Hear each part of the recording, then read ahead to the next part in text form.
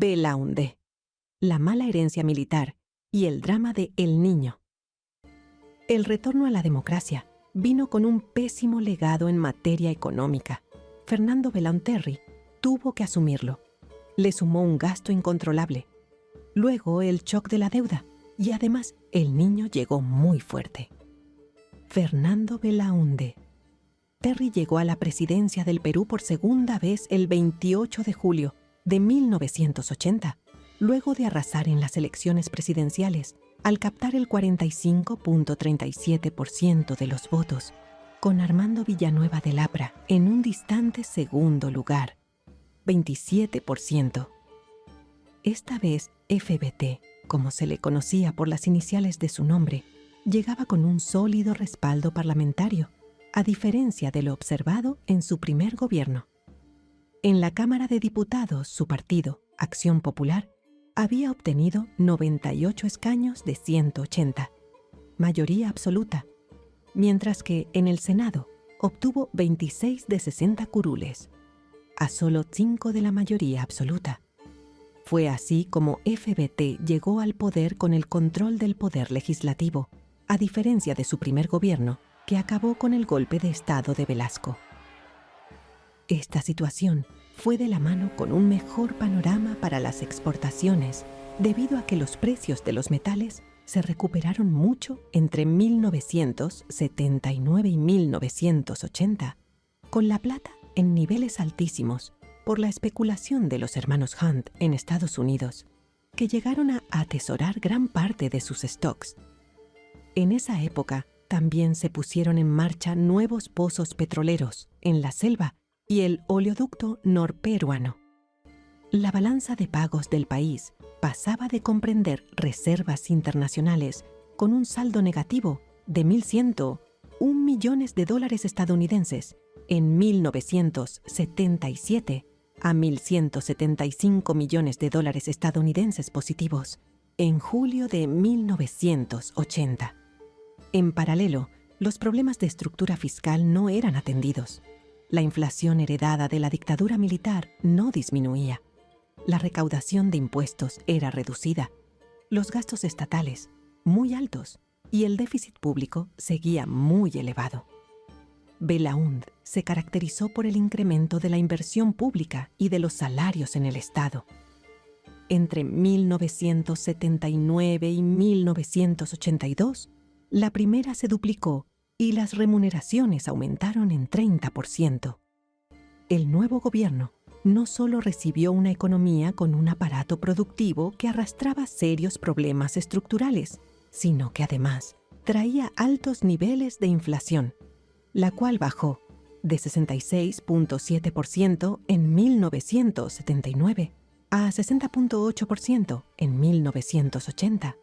Pero luego subió a 72.7% en 1981.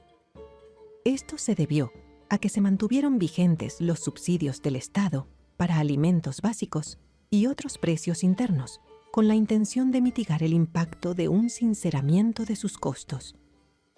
En 1982, la inflación escaló más y llegó a un elevado 72,9%. También un breve pero intenso conflicto bélico con Ecuador, Falso Paquilla, que estuvo a punto de desatar una guerra abierta, consumió muchos recursos públicos. Una vez que los precios de las exportaciones comenzaron a reducirse a partir de 1981, el segundo belaundismo optó por recurrir a más préstamos del extranjero para sostener el alto gasto público que no tenía financiación interna y generaba inflación por la emisión de billetes para solventarlo.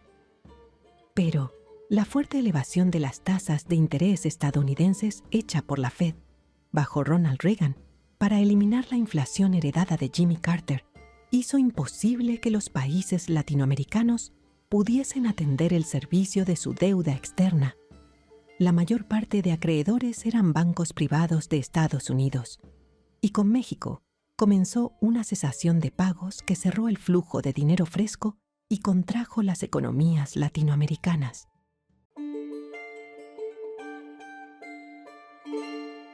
El niño que nos hizo llorar. Fue así como el segundo belaundismo ingresó a un periodo económico más turbulento en 1983, cuando se enfrentó a un descomunal fenómeno de El Niño, que se inició en 1887, diciembre de 1982, y se extendió hasta junio de 1983. Al mismo tiempo que se le secaba el financiamiento externo y, por consiguiente, el escaso dólar se disparaba frente al sol. Dicho fenómeno afecta a la pesca y el agro al generar cambios en los ecosistemas, además de ocasionar sequías, intensas lluvias y deslizamientos. Algunos son débiles o moderados, pero también los hay fuertes como el que comentamos. Y justamente ese niño fue uno de los más fuertes de nuestra historia, pues tuvo una magnitud comparable con los ocurridos en 1925, Leguía, y 1997, Fujimori.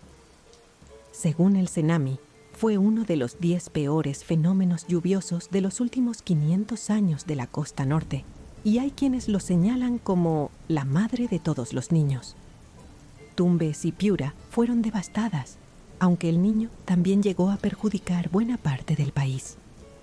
Cuando el Niño alcanza magnitudes extraordinarias, destruye parte del stock de capital de la economía y afecta al flujo de la producción de bienes y servicios, todo lo cual genera impactos en el PBI potencial, amplificando los ciclos económicos, señala un reporte del Banco Central de Reserva del Perú, BCRP, sobre los impactos de El Niño en el Perú.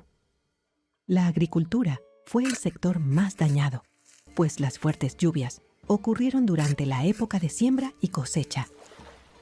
Esto ocasionó grandes pérdidas a cientos de miles de familias y empresas productoras de arroz, maíz, azúcar, limón, algodón, papa y tomate, que entonces tenían mucho mayor relevancia para el agro. También la incipiente acuicultura langostinera en Tumbes fue borrada del mapa. La pesca artesanal y la pesca de anchoveta cayeron a mínimos, aunque sí aparecieron en gran cantidad especies como el perico y las conchas de abanico. Asimismo, actividades urbanas como la manufactura y la banca fueron muy afectadas.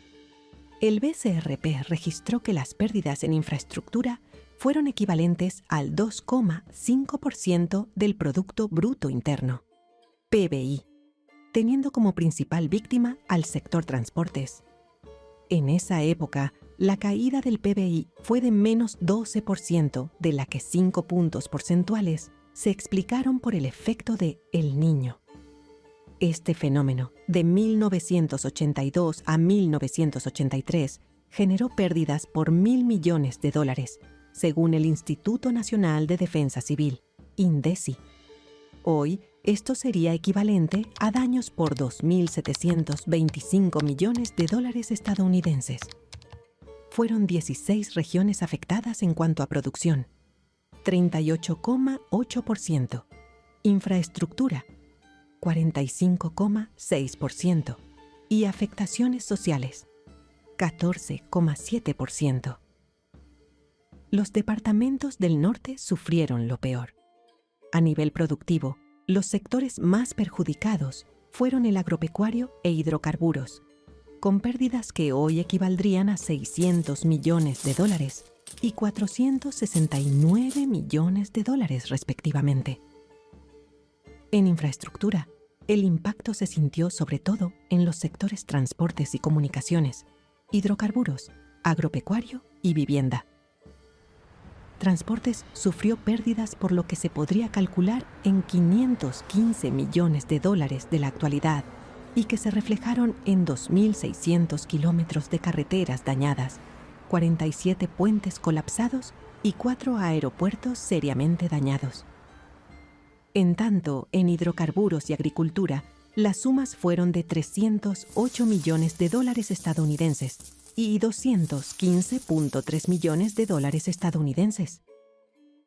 Esto significó, en cada caso, la afectación de varios tramos del oleoducto norperuano y la pérdida de 120.000 hectáreas de cultivos, principalmente de algodón, quinoa y papa, cuya producción se redujo en 85% durante ese periodo.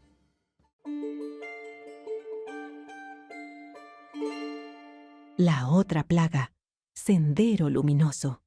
El Partido Comunista del Perú, Sendero Luminoso, es una organización subversiva y terrorista, la más violenta de la historia de la República, de orientación marxista-leninista-maoísta, que, desde mayo de 1980, desencadenó acciones sanguinarias que nos aterrorizaron por más de 13 años.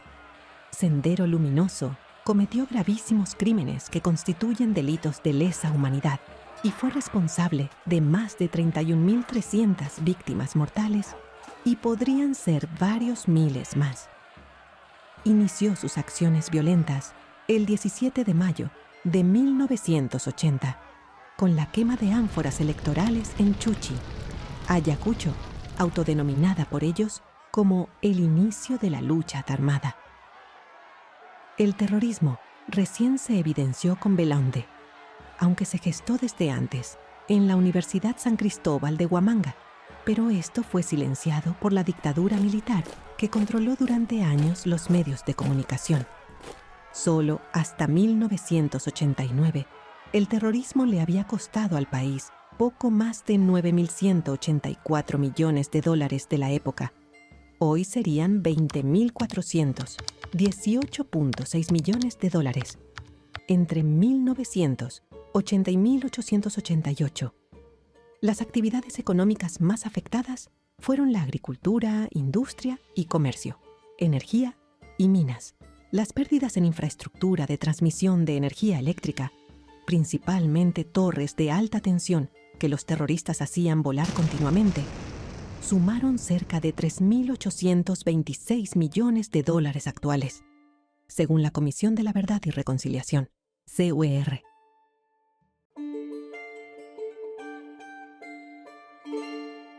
Políticas cerradas. El menor acceso a financiamiento externo fue otro problema que aquejó al gobierno de Belaúnde. Al verse presionado por la falta de recursos en 1984, debido a los bajos ingresos tributarios y a la necesidad de mantener el alto nivel de inversión pública, decidió pedir nuevos préstamos y ampliar los impuestos sobre las exportaciones y los contribuyentes formales, en lugar de reducir el gasto público de forma significativa, lo que hizo muy ligeramente. Belaúnde tampoco desmontó el modelo estatista instaurado por la dictadura de Velasco. Mantuvo la gran cantidad de empresas públicas que operaban a pérdida, no enmendó los grandes errores de la reforma agraria, no dejó que el libre mercado fijara los precios en lugar del Estado, conservó leyes laborales muy rígidas y abrió muy poco la economía al comercio. Para enfrentar la inflación ampliando la oferta de productos, el segundo belaundismo aplicó una educación arancelaria muy tímida, pero que afectó a una producción manufacturera nacional muy protegida y poco acostumbrada a la competencia. También la devaluación continua encarecía sus insumos y deprimía el consumo. Ni una ligera mejora en procesos administrativos para la creación de empresas, ni unos incentivos tributarios para alentar la descentralización industrial fueron suficientes para reanimar a la manufactura. Finalmente, en julio de 1985, y tras un proceso electoral democrático, Belaúnde finalizó su gestión y entregó el mando a la un joven líder aprista, Alan García Pérez.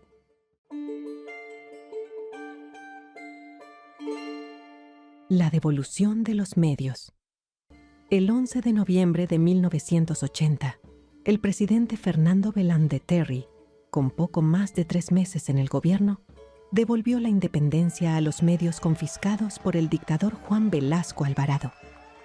Con la Ley 23.226, de las primeras aprobadas por el flamante Congreso de la República, los propietarios recuperaron la plenitud de sus derechos sobre las empresas periodísticas de las que habían sido despojados en diversos momentos a lo largo de la dictadura del general Juan Velasco Alvarado.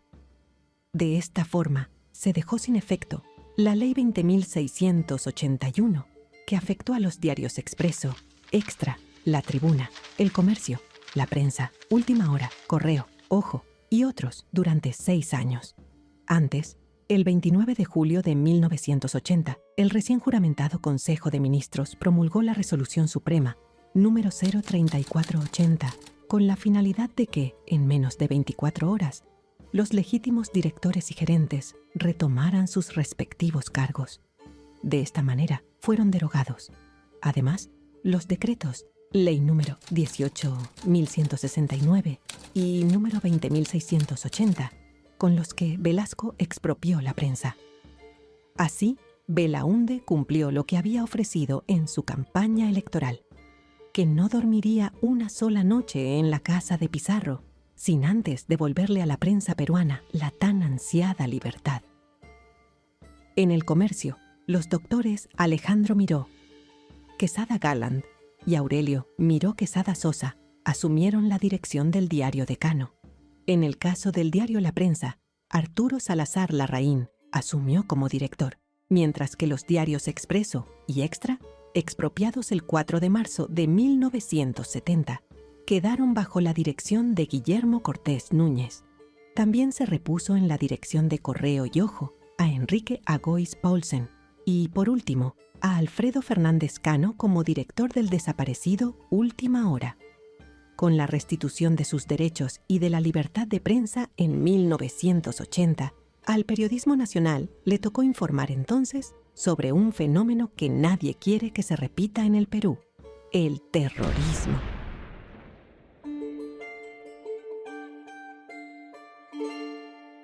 De la ilusión al terror, así comenzaron los 80.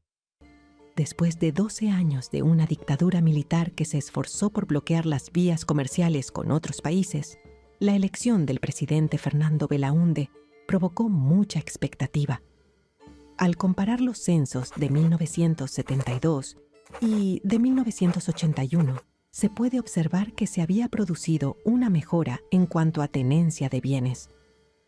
La cantidad de hogares con una refrigeradora aumentó de 6,5% a 24,4% en el país, mientras que en televisores la variación fue de 6,2% a 29,8%, mientras que en radios de 32,8% a 68,5%.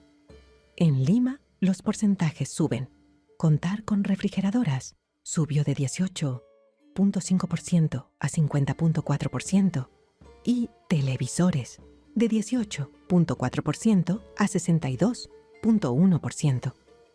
Con Belaúnde, las barreras comerciales desaparecieron y el Perú comenzó a recibir muchos productos importados que habían sido escasos durante la dictadura, desde productos de aseo personal y perfumes y licores, hasta los modelos de automóviles más populares de Estados Unidos, Europa y Asia. La novedad que causó furor fue la de los televisores a color. A pesar de que llevaban décadas en el mercado internacional y las estaciones de TV peruanas ya emitían a color desde 1978, solo algunos aparatos habían podido ingresar de contrabando. La reapertura de las importaciones permitió el acceso a las pantallas a color y a los reproductores de videos Betamax. Lamentablemente, esta primavera comercial duró poco. En 1983, las importaciones se detuvieron por la falta de divisas para comprar. Las bajas exportaciones, más la deuda externa de los desastrosos 12 años previos, significaron una escasez y alza del dólar que hacía casi imposible continuar trayendo productos del extranjero.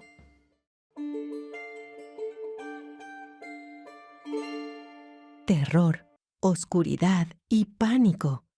Pero, como ya lo señalamos, a comienzos de la década de los 80, los peruanos sufrimos varios golpes, siendo el más doloroso el del terrorismo.